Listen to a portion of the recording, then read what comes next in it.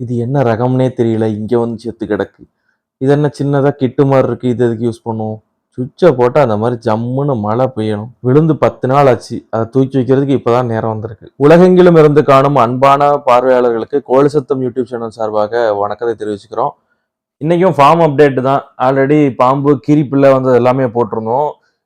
பாம்பு, கீரிப்புள்ள வர்றதுக்கு முக்கியமான காரணம் இந்த மாரி செடிகள் புதர் மண்டி கிடக்கிறது தான். இந்த செடிய வந்து உடனே கிளியர் பண்றது. களக்கொல்லிலாம் அடிக்கிறதுக்கு வாய்ப்பு இல்ல. அதனால உடனே பக்கத்து பிளாட்ல வந்து இந்த டோசர் வந்துச்சு. இது நமக்கு பக்கத்து பிளாட்ல வந்ததுனால செலவு கம்மி. அப்படியே நம்ம பிளாட்லயே வந்து அடிச்சு விடுங்க அப்படின்னு சொல்லியாச்சு.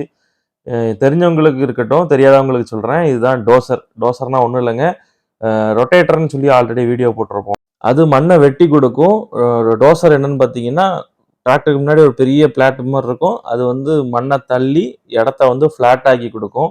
விவசாய நிலங்களுக்கு ரொட்டேட்டர் போடணும். இந்த மாரி நம்மள மாரி ஃபார்ம் இதுக்கு வந்து டோசர் போட்டா நல்லாருக்கும்.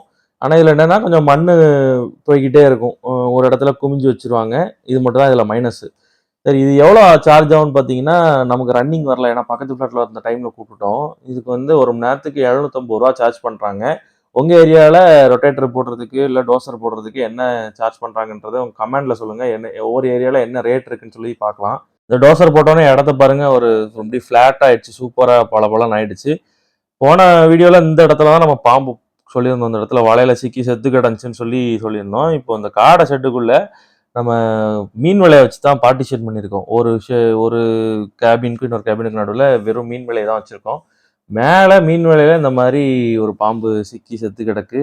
நான் கவனிக்கவே இல்ல. ஏதோ காடை தான் செத்து போச்சா, ஒரு மாரி ஸ்மெல் இருக்குன்னு பார்த்துட்டே இருந்தேன். கடைசி பார்த்தா பாம்பு தலைக்கு மேல இந்த மாரி செத்து கிடக்குது. இதுவும் வலையில மாட்டி தான் இறந்து போயிருக்கு. பாம்பு கலரே வித்தியாசமா இருந்துச்சுங்க. டார்க் பிளாக் அதுல வந்து சில்வர் கலர்ல கோடு மாரி இருக்கு. இது என்ன வீடியோலயும் கண்டிப்பா சரியா தெரியாதுன்னு நெனைக்கிறேன். ஓகே. இது உங்களுக்கு பார்த்த அளவுக்கு ஏதாவது என்ன பாம்புன்னு தெரிஞ்சுதா உங்களுக்கு கமெண்ட்ல சொல்லுங்க. யாராவது பாம்ப பத்தி தெரிஞ்சவங்க. நானும் பார்த்து தெரிஞ்சுக்கிறேன். நல்லா டார்க் பிளாக் கலர் பாம்பு. முதுகுல வந்து நல்ல சில்வர் கலர்ல கோடு இருக்கு. ஆனா நான் பார்த்துட்டேன். மெயினா வந்து பாம்பு காடைய தொந்தரவு பண்ணதுக்கு வர்றதில்ல. எலி ஏதாவது ஓடுச்சுன்னா, அத சேஸ் பண்ணிட்டு பாம்பு வந்துருது.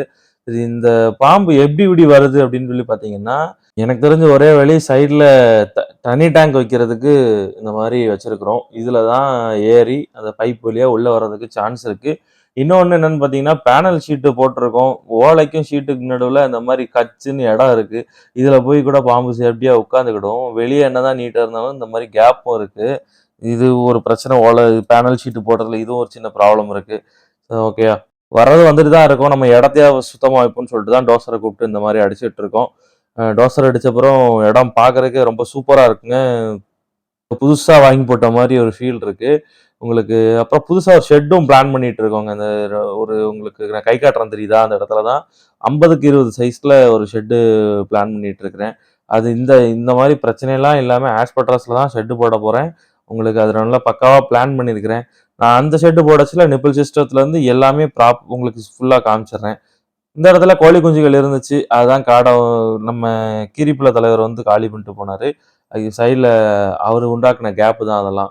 வலைய கிழிச்சு உள்ள வந்து போயிட்டாரு. இந்த ஷெட்டையும் இந்த மாசத்துல சுத்தி நல்லா மீன் வலை இது அ இரும்புல இருக்கிற வலைய வாங்கி அடிக்கணும். அப்புறம் ஹீட் பயங்கரங்க. ஆஸ்பெட்டாஸ் போட்டா இதுல ஒரு சின்ன பிரச்சனை என்னன்னா, பயங்கர ஹீட் இருக்கும். அத கண்ட்ரோல் பண்றதுக்கு ஃபாகர் சிஸ்டம் போட்டேன். நான் ஃபாகர் சிஸ்டம் ரொம்ப செலவும் பண்ணல. ஒரு ஃபாகர் எனக்கு வந்து கிட்டத்தட்ட ரூ. 140 என்னமோ வந்துச்சு. அந்த ஒரு டோட்டல் செட்டு. இந்த மாரி ஃபாகர் சிஸ்டம் போட்டேன். நீங்க ஜஸ்ட் மோட்டர்லயே கனெக்ட் பண்ணா போதும். கொஞ்சம் செட் பண்றது மட்டும் நல்ல பிளம்பர் இருந்தா தான் சூப்பரா செட் பண்ணி குடுத்துருவாரு. ஏன்னா, இது பிரஷர் ஜாஸ்தியா இருந்தா தான் ஓடுது. இல்லாட்டி ஓட மாட்டேங்குது. இந்த மாரி ஆனா ஃபாகர் போட்டீங்க அப்டின்னா, நான் வெறும் சொட்டு ஹோஸ்ல தான் கனெக்ட் பண்ணியிருக்கேன். நெறைய டைப் இருக்கு. பிவிசி பைப்ல கூட மாட்ற அளவுக்கு ஃபாகர் இருக்கு. எனக்கு சொட்டு ஹோஸ் கிடந்ததுனால, இந்த மாரி ஒரு அவுட்ல இருந்து சொட்டு ஹோஸ எடுத்து, அதுல நான் ஒவ்வொரு ஃபாகரா குத்தி வச்சிருக்கிறேன். சூப்பரா ஒர்க் ஆகுதுங்க. ஒரு போட்ட உடனே தரை ஈரமாக தான் செய்யும். ஆனா வெயிலுக்கு அடிக்கிற காத்துக்கும், வெயிலுக்கும் உடனே காஞ்சிரும். இதுலயே ஒரு வென்ச்சர் பைப் மட்டும் ஆட் பண்ணி, ஏதாவது ஷெட்டுக்கு மருந்து அடிக்கணும்னா கூட, இந்த கிருமி நாசினிகள் எதுவும் அடிக்கணும்னா கூட, ஃபாகர்லயே கூட அடிக்கலாம் போல. ஆனா பக்கா சேஃப் ஃபாகரு. கோழிகள் மேல பட்டாலும் பிரச்சனை இல்ல. நல்லா சில்லுன்னு ஷெட்டோடைய கிளைமேட்டே டக்குன்னு மாறிடும். ஒரே டிராபேக் என்னன்னா, தரை ஈரமாகும். ஆனா வந்து வெயில் அடிச்சதுன்னா காஞ்சிரும். ரொம்ப சிம்பிள் தான். சொட்டு ஹோஸ்ல இந்த நம்ம எப்படி பைப் நள்ளி ஏதாவது குத்தி மாட்டுவோம்ல, அதே மாரி தான் சொட்டு ஹோஸ் பைப்ப வந்து அவுட்ல இருந்து எடுத்து ஷெட் ஃபுல்லா போட்டுட்டு, இது இந்த ஃபாகர் 5 அடி கவர் ஆகும். 5 அடிக்கு ஒரு ஃபாகர் இல்ல 10 அடிக்கு ஒரு ஃபாகர் உங்களுக்கு தேவைக்கு தக்கன போட்டா போதும். அதுலருந்து ஒரு சொட்டு ஹோஸையே அப்படியே ஷெட்டுக்கு மேல போட்டு, ஷெட்ட மேலருந்து கூல் பண்ணணும்னு சொல்லி ஸ்ப்ரிங்க்லர் பட்டர்ஃப்ளை ஸ்ப்ரிங்க்லர்ன்னு சொல்லுவாங்க. உங்களுக்கு வீடியோ பார்த்தீங்கன்னா தெரியும். இந்த இதெல்லாம் செடிக்கெல்லாம் வச்சிருப்பாங்க. அப்படி சுத்திக்கிட்டே இருக்கும் இல்லையா? அந்த ஸ்ப்ரிங்க்லரும் மேல போட்டிருக்கோம். இதுவுமே இந்த மோட்டர்ல தான் ஓடுது. இங்க மோட்டர்ல இருந்து மேல தண்ணி போய் தான் ஓடுது. இதனால ஆஸ்பெட்டாஸ் நல்லா கூலிங் ஆயிடும். இதான் அந்த ஃபாகர். இங்க பார்த்தீங்கன்னா, இதான் கிட்டத்தட்ட ரூ. 140 ரூ. 150 கிட்ட வந்துச்சு. ஒரு வழியா பிளாட் ஃபுல்லா டோசர் பண்ணி முடிச்சாச்சு. பாருங்க சூப்பரா ஆயிடுச்சு. உங்களுக்கு முன்னாடி தள்ளிட்டு போச்சுல மண்ண குவிச்சுட்டே போவாங்க. அப்ப நீங்க அவங்கட்ட சொன்னீங்கன்னா, அந்த மண்ணையே ரிவர்ஸ்ல இழுத்து போட்டுருவாங்க. அப்படி போட்டா கொஞ்சம் மண்ணு லாஸ் ஆகுறது குறையும்.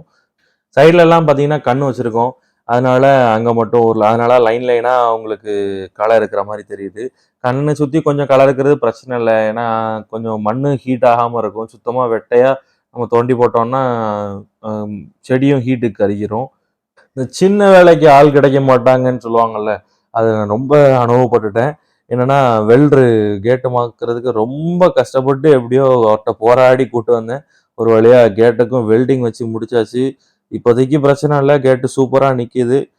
ஒரு நாள் ஃப்ரீ கிடைச்சது. மனசு திருப்தியா இருக்கிற எல்லா வேலையும் பார்த்து முடிச்சாச்சு.